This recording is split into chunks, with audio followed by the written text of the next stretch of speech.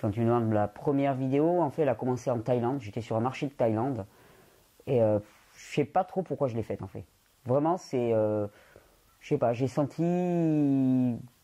Je peux pas dire, c'était pas parce que je m'ennuyais, je m'amusais follement là-bas, mais je sais pas, j'ai eu envie de parler devant une caméra parce qu'il y avait des copains qui me posaient des questions et que j'avais pas envie de taper sur un clavier, de répondre à chacun séparément.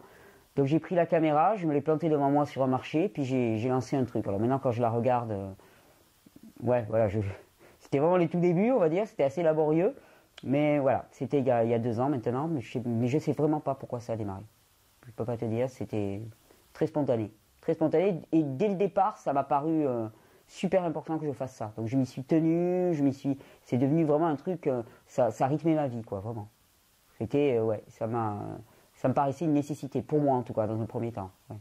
Puis après, au fur et à mesure que les gens ont commencé à s'y intéresser, je me suis dit, bon, il n'y a pas que moi, il n'y a pas que moi qui ça peut apporter. Mais au début, je l'ai vraiment fait que pour moi, quoi, réellement. La première année, c'est assez marrant parce qu'au début, il y avait 10 personnes qui regardaient les vidéos. J'étais tout content. C'était les quelques personnes qui me connaissaient, entre guillemets, quoi. C'était les copains, copinage, qui étaient bien gentils. C'était un truc. Et puis, bon, la première année, ça a tournicoté un petit peu comme ça.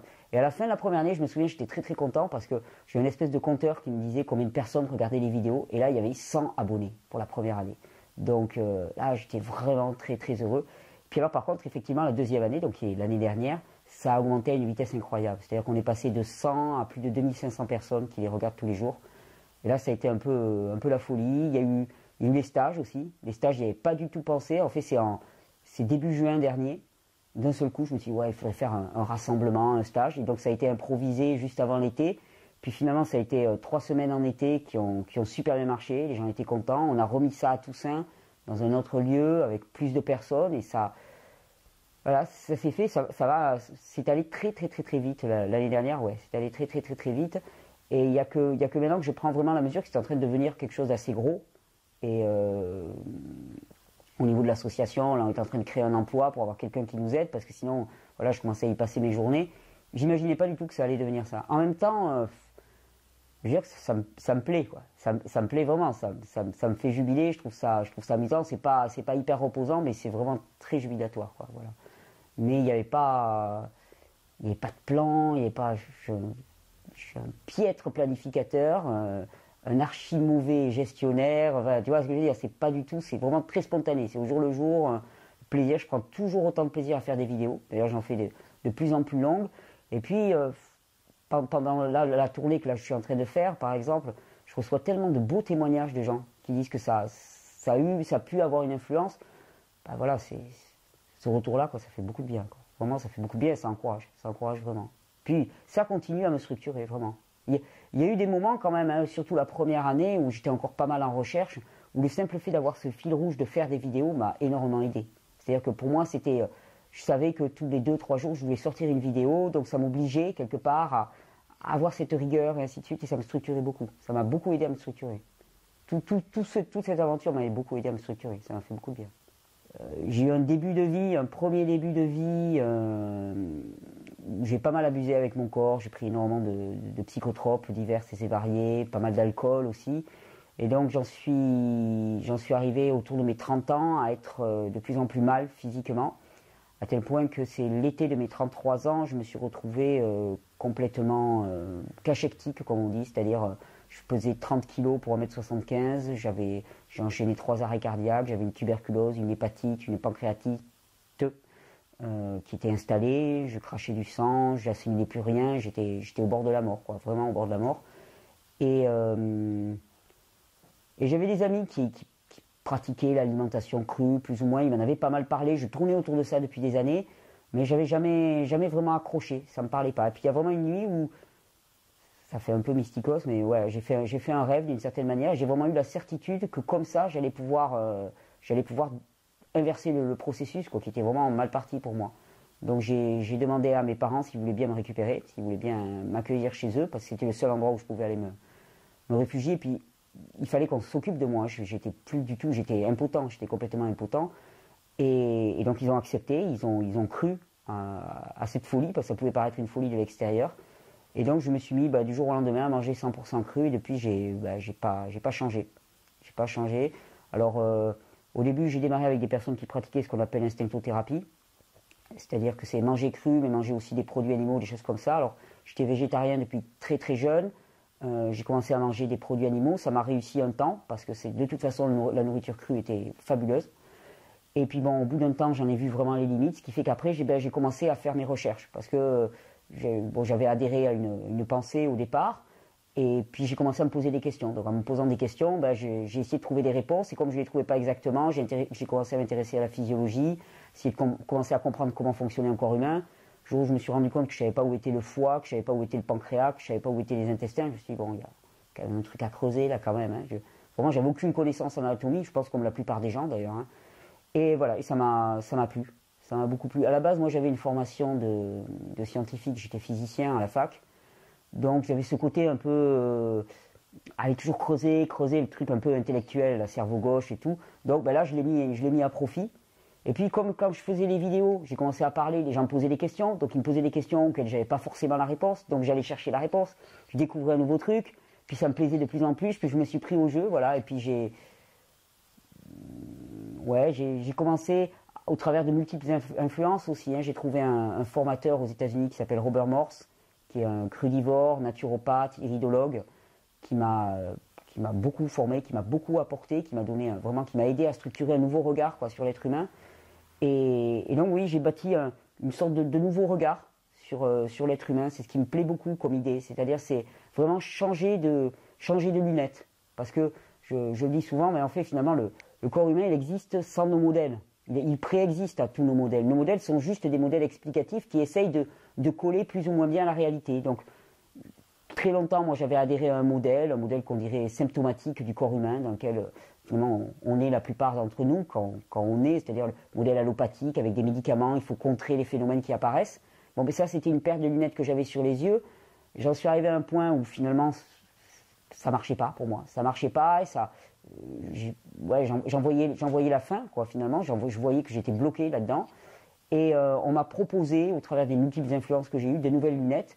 Et quand j'ai commencé à les mettre, je me suis rendu compte que pour moi et pour les autres, c'était extrêmement efficace.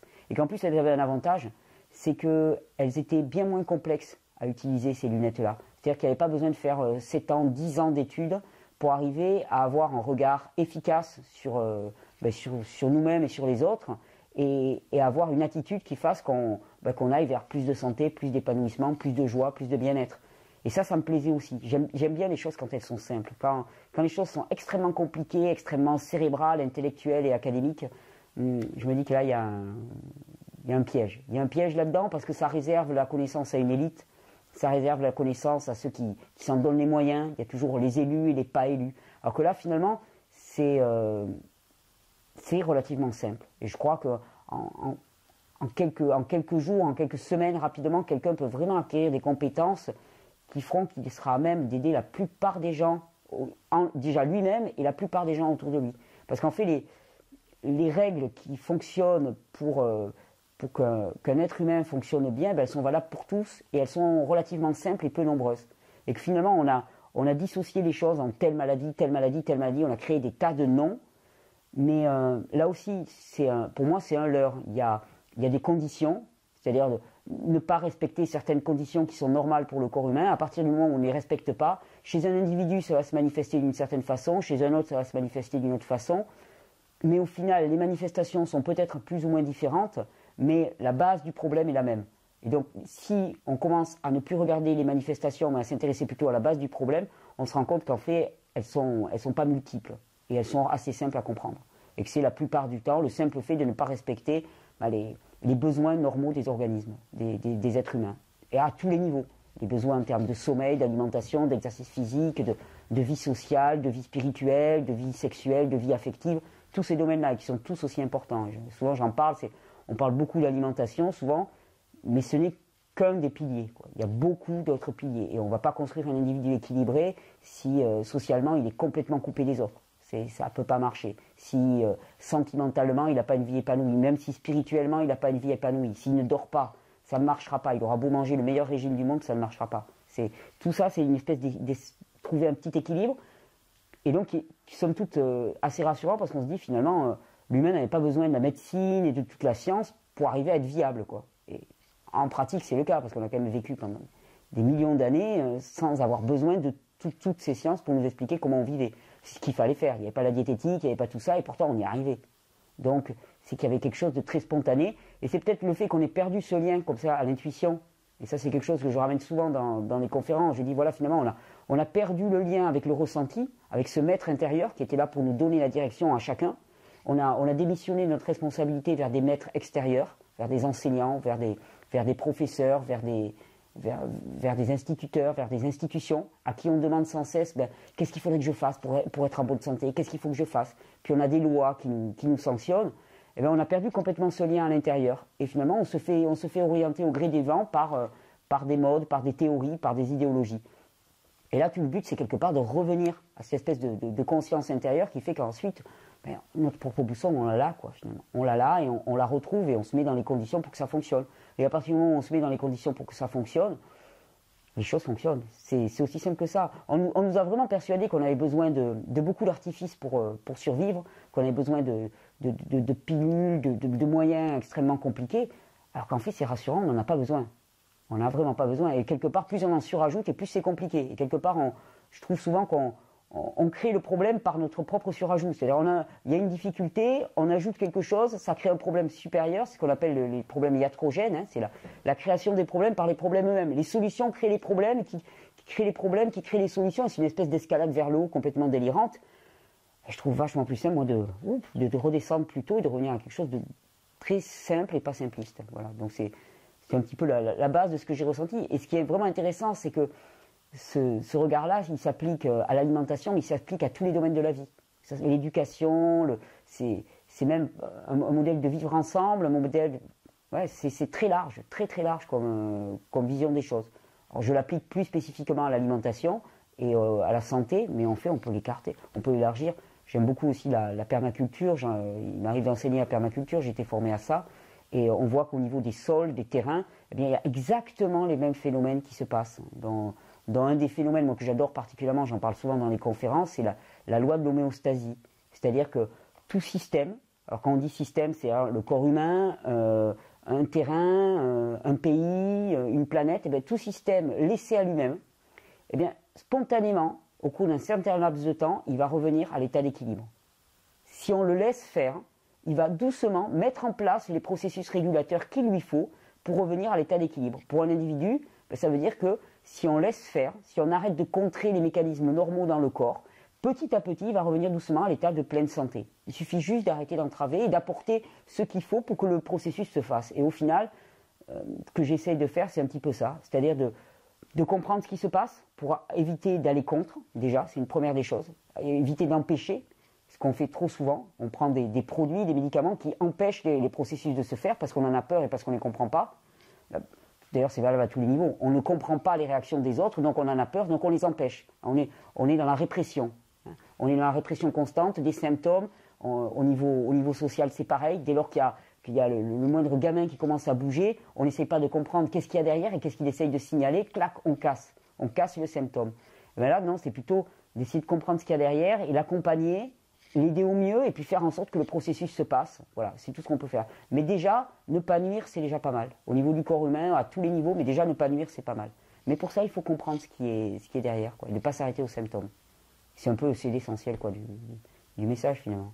La fameuse obsession de la carence. Dès lors qu'il y a quelque chose qui va mal, on s'intéresse au contenu de ce qu'on mange. Tu as mangé combien de calories, tu as mangé combien de graisses, de lipides, de protéines, et ainsi de suite. Donc on s'intéresse toujours à ce que l'on consomme. Or moi j'ai tendance à ramener les gens plutôt à ce que l'on élimine. Parce qu'en fait, notre capacité à vraiment utiliser les produits, elle dépend de notre élimination. On s'intéresse toujours à ce que l'on mange avec la bouche, mais quand on mange un produit, puisqu'on se ramène à manger un produit, bien, on le mange. Là, on déglutit, on le mâche, ok, il passe dans l'œsophage, il arrive dans l'estomac, là, selon les cas, c'est plus ou moins bien digéré, on va dire que c'est bien digéré, ça passe dans l'intestin, mais c'est toujours pas dans le corps à ce niveau-là. Parce que si ça reste dans les intestins, ça va continuer à cheminer, ça va passer dans le côlon, et ça va sortir dans les toilettes. Ça, c'est pas passé à l'intérieur de nous. Ça ne va commencer à être à l'intérieur de nous que si ça a passé la paroi intestinale. Donc déjà, la première question à poser, ça serait pas quelle quantité de nourriture as-tu mangé aujourd'hui, mais quelle quantité as-tu pu réellement voir passer ta paroi intestinale? Donc déjà, c'est un premier point. Et quand on sait que la plupart des gens, ils ont une paroi intestinale qui est particulièrement enflammée, on se rend compte qu'ils mangent, ils mangent énormément, et que finalement, le filtre est complètement bouché à cet endroit-là. C'est un peu comme si tu avais une passoire, un tamis, qui était pas mal bouché. Donc finalement, il est bouché et on augmente les doses, on rajoute des vitamines de synthèse, parce que finalement, il n'y a rien qui passe, et on presse, et on presse. Alors moi, je propose plutôt de taper le filtre un petit peu, de le passer sous l'eau, de le rincer et d'avoir un filtre beaucoup plus fluide. Et à ce moment-là, on se rend compte que on a besoin de beaucoup moins de produits pour arriver exactement au même résultat. Mais ça, c'est la paroi intestinale. Mais même quand ça a passé la paroi intestinale, étant donné que les cellules, parce que c'est les cellules au final qu'il faut nourrir, les cellules, elles baignent dans ce qu'on appelle le liquide interstitiel. C'est un truc un petit peu, c'est blanchâtre, c'est de la lymphe, ce qu'on appelle de la lymphe, c'est épais, c'est visqueux et ça baigne les cellules.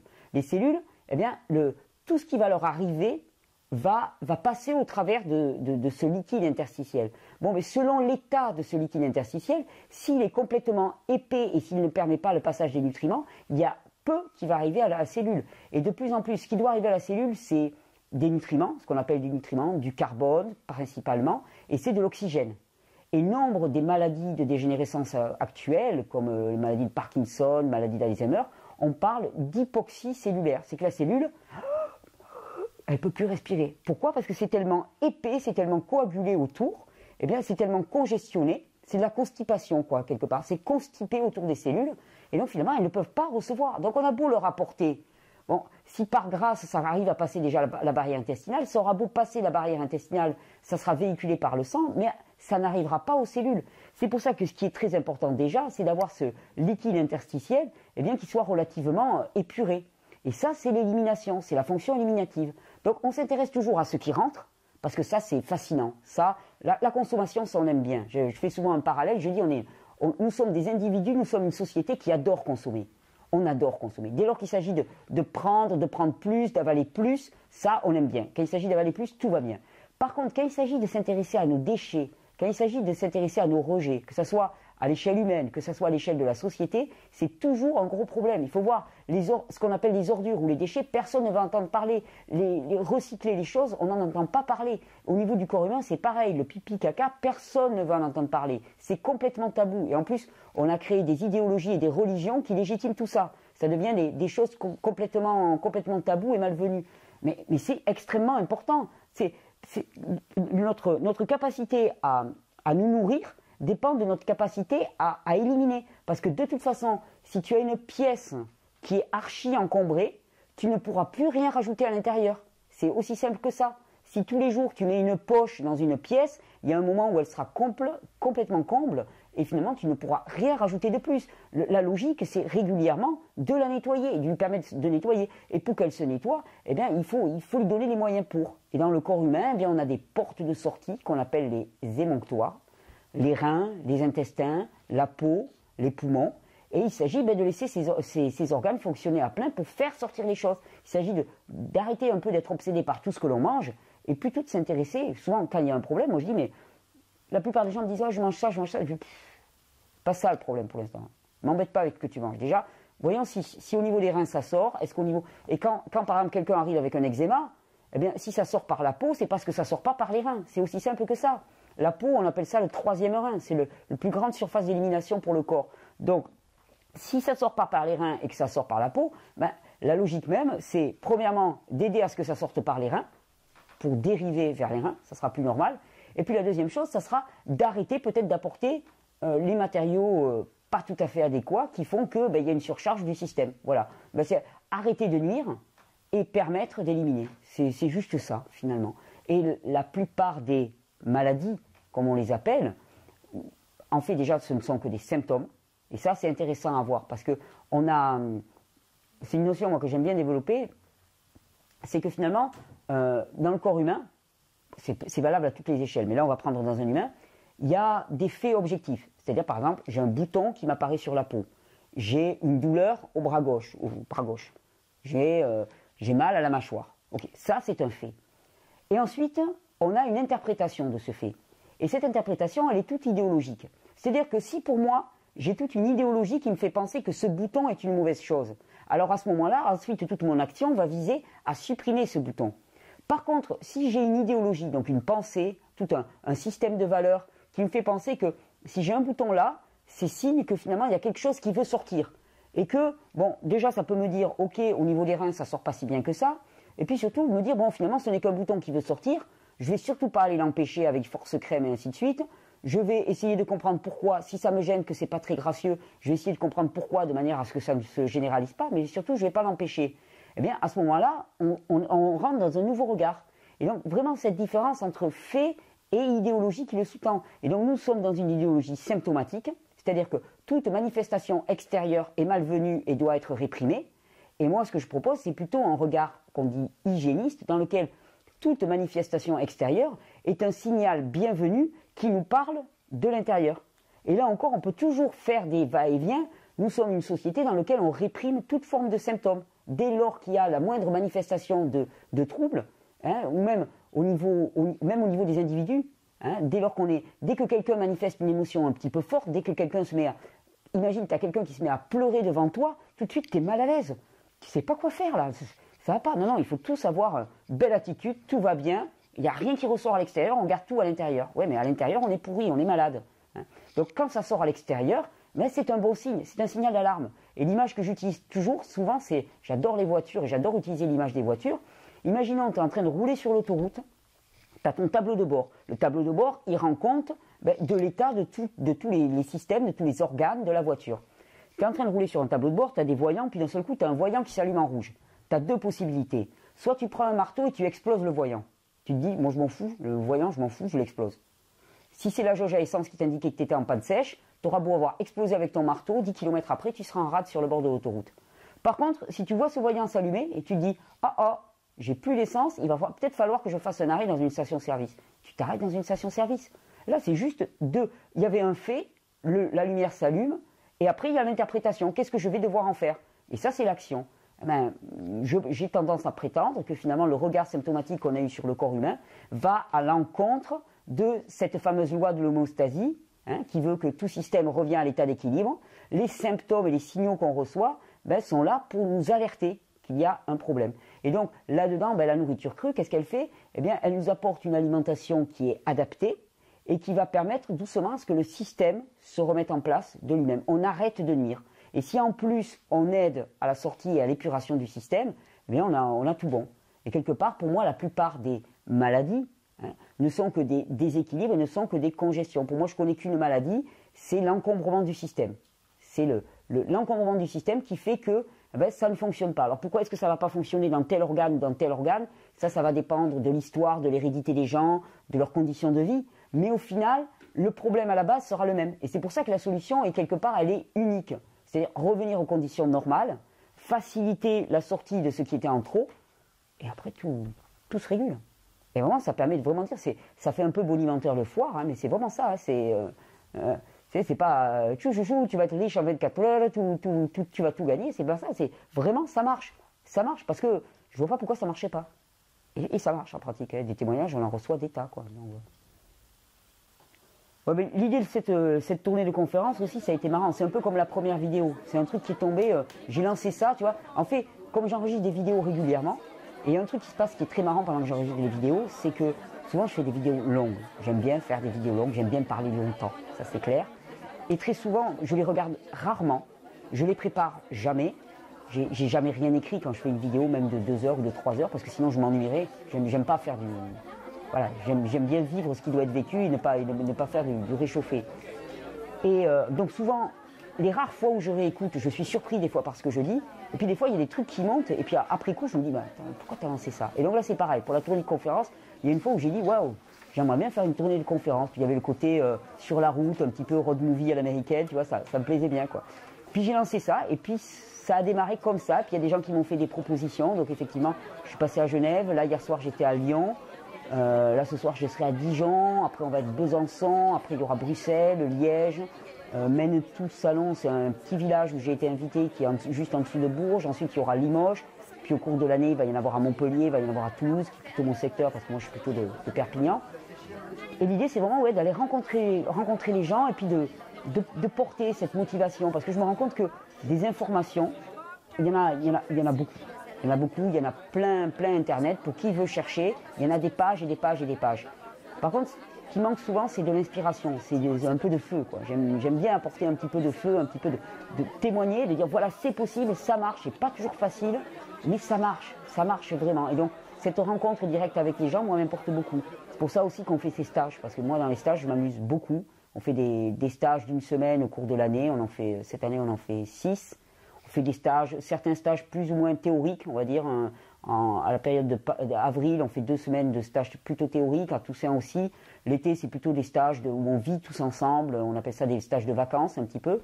Et on va faire aussi un stage de permaculture début juin. Là, ce ne sera pas moi qui donnerai la formation, ce sera un ami qui est formateur en permaculture qui va donner la formation, mais moi j'encadrerai.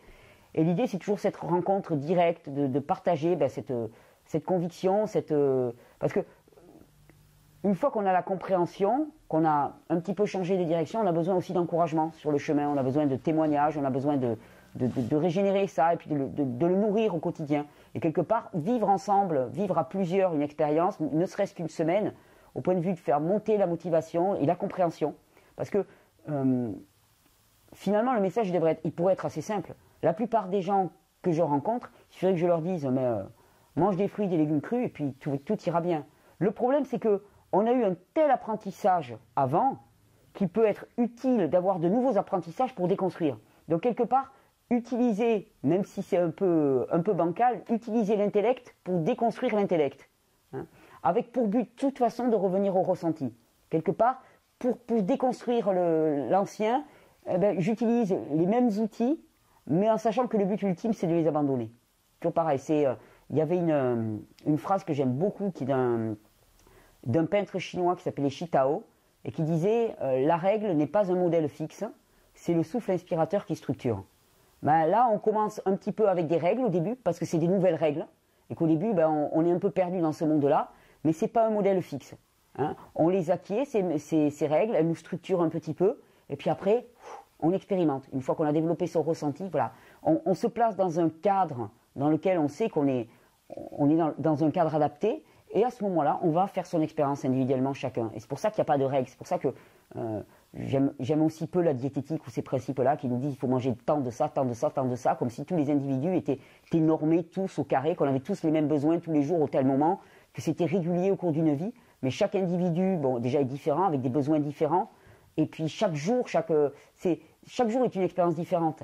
Et quelque part s'enfermer, que ce soit au niveau alimentaire ou au niveau idéologique, dans une expérience des jours, penser que chaque matin va être le même, c'est de la mort. C'est juste être déjà mort, quoi.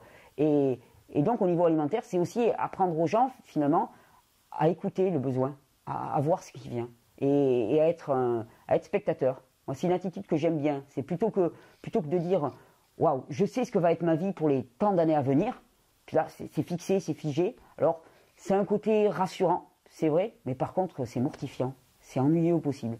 Moi, ce que j'aime bien plutôt, c'est me placer dans la position du gars qui est dans un fauteuil, qui est devant l'écran de ciné, puis qui dit « Waouh, quel est le film qu'on va me projeter là? Qu'est-ce qui vient maintenant? C'est quoi la prochaine scène? C'est pas moi qui ai écrit le scénario, et ça me vient, puis moi je constate, et puis souvent c'est vraiment joyeux. » Donc c'est un petit peu l'idée derrière tout ça. Donc les conférences, les stages, les vidéos, c'est toujours le même truc, c'est de partager cet élan. Et finalement, le cru, c'est très important, mais pour moi, c'est juste une petite part d'un tout. C'est vraiment une conversion profonde de l'individu. C'est plus que le cru, même je dirais, c'est le fait d'arrêter de chercher une autorité extérieure et de revenir plutôt à une autorité intérieure. Et je sais que quand on va chercher cette autorité intérieure, automatiquement, on va revenir vers quelque chose de beaucoup plus cru, de beaucoup plus physiologique. Parce que c'est notre réalité intérieure, c'est comme ça que nous avons été construits au cours de toute notre évolution. Donc je sais que les gens vont y revenir. Mais c'est plus large. Le projet, il est beaucoup plus large. Je suis assez prétentieux de ce côté-là, puis j'aime bien voir grand. Donc j'espère faire passer beaucoup plus que le simple alimentation. C'est pour ça que j'ai un petit peu de mal. Je fais très rarement. Il y a des gens qui, des fois, ils arrivent sur le site et puis ils voient Vivre Cru. Donc ils s'attendent à ce que je fasse des tas de recettes avec des smoothies, avec un petit tablier de cuisine et tout. C'est pas trop mon truc. J'en fais de temps en temps pour la forme, mais j'ai du mal à me prendre au sérieux à faire ça. Parce que je me dis, moi, montrer comment mixer des fruits, c'est pas ça l'urgence, quoi. On s'en fout un peu, quoi. En plus, je le fais rarement pour moi. Donc, j'ai tendance à fonctionner simplement. J'attrape les trucs, je les mange. Mais voilà, c'est pas mon truc. Il y en a d'autres qui le font bien, mais c'est pas mon truc. Moi, ce que j'aime bien plutôt, c'est vraiment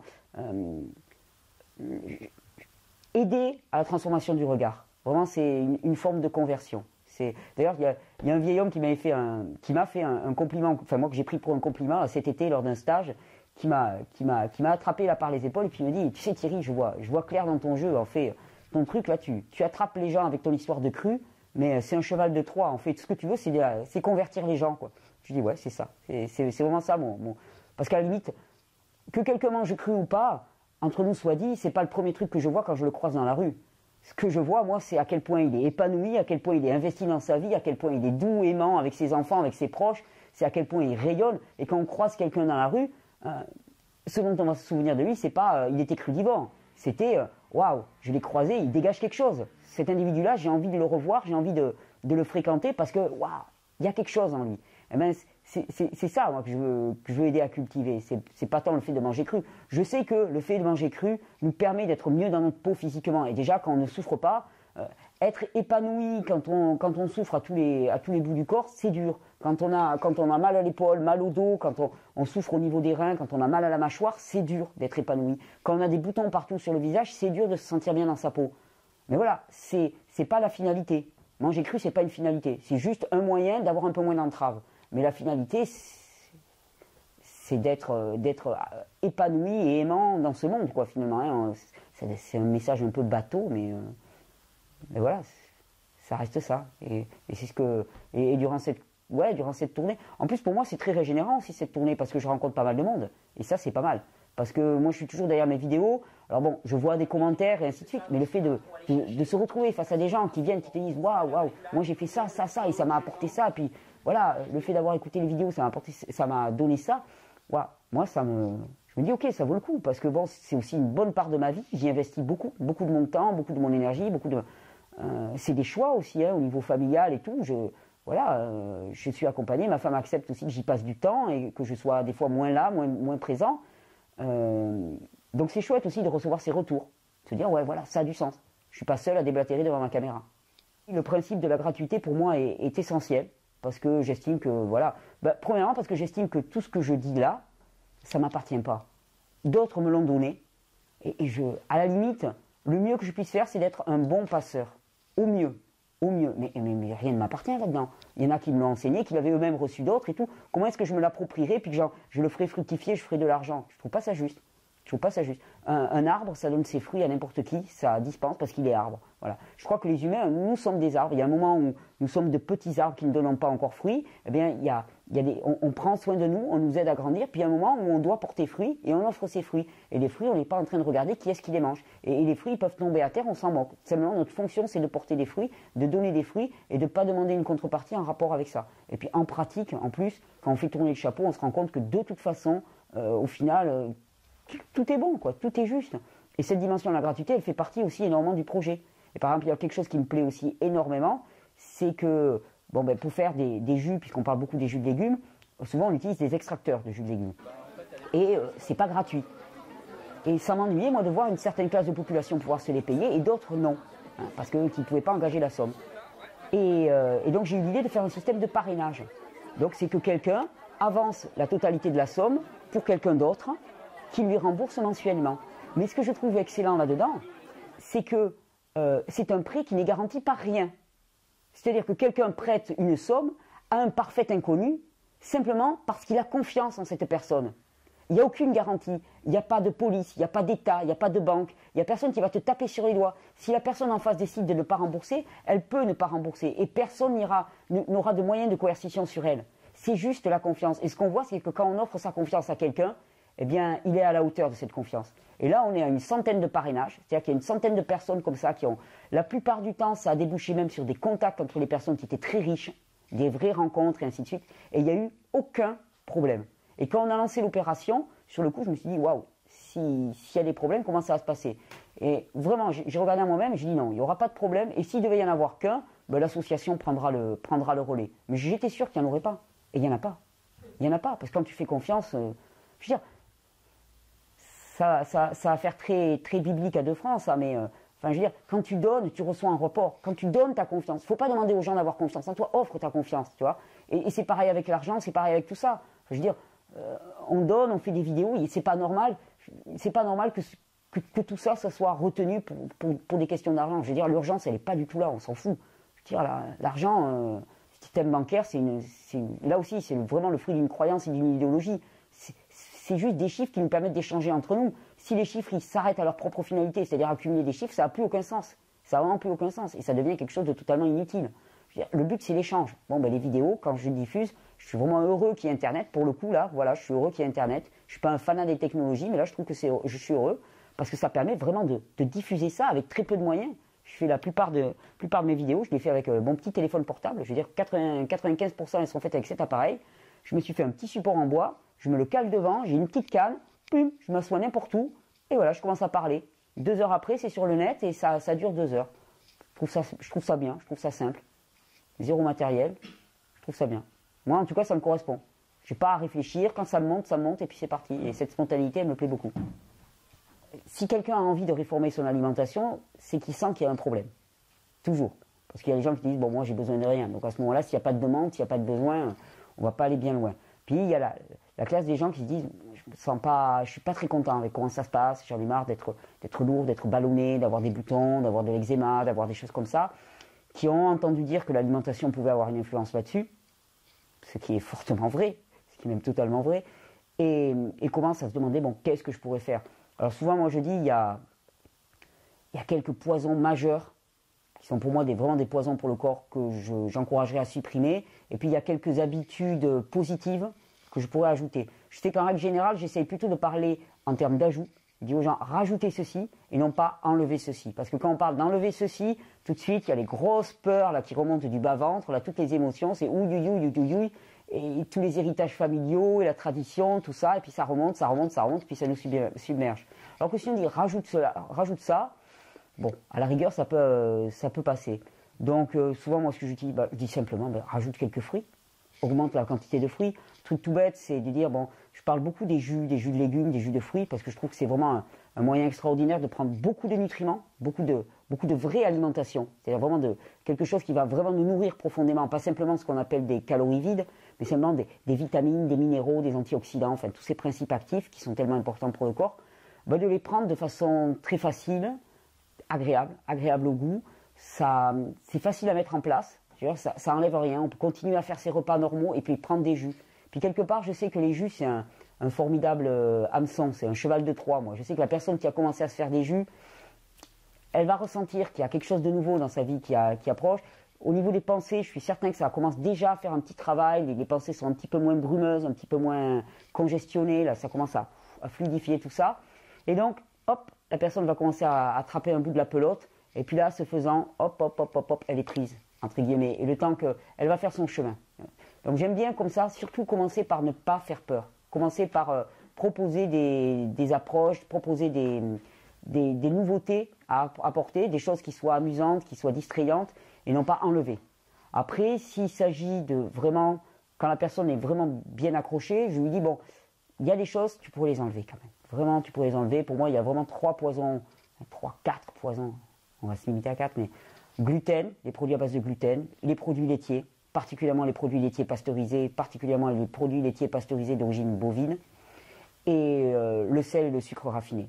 Ça, vraiment, pour moi, ce sont les choses qu'il faudrait éliminer de manière systématique, et avec lesquelles, finalement, la simple suppression de ces éléments-là a conduit à des améliorations dans une vie absolument extraordinaire.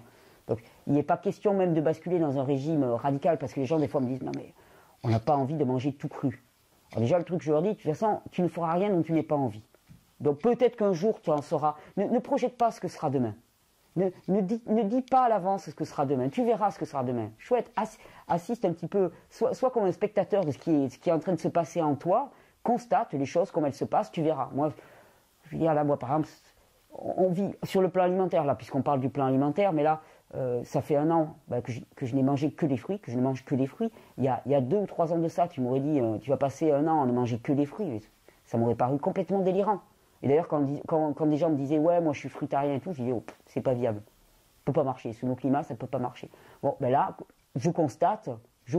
Mais Le jour où je vois que ça me va pas, et ben hop, je reprends des autres. Enfin, tu vois, c'est un peu comme souvent quand je suis invité à un repas et que les gens me disent bon, moi j'apporte mes fruits, je partage avec tout le monde.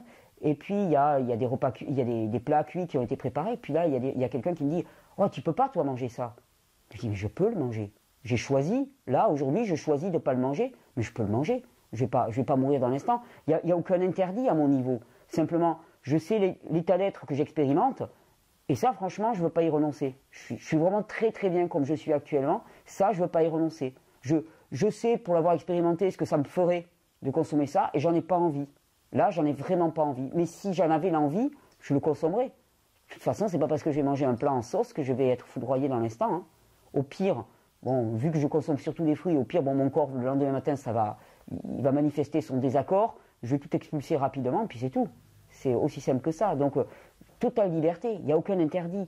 Et ça, c'est aussi quelque chose que je propose souvent aux gens, c'est quand ils veulent faire des réformes alimentaires comme ça, et puis qu'ils me disent oh, mais ça veut dire que je ne pourrai plus jamais manger de pizza. Je dis non, fais une expérience.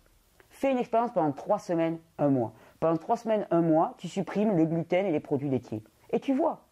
Moi, je sais que si ça a l'effet que je compte sur la personne, au bout de 3 semaines, 1 mois, elle n'aura pas envie de revenir à l'ancien. C'est ce que je lui dis. Soit c'est efficace, et à ce moment-là, je peux t'assurer que tu n'auras pas envie de revenir à ce que tu étais avant.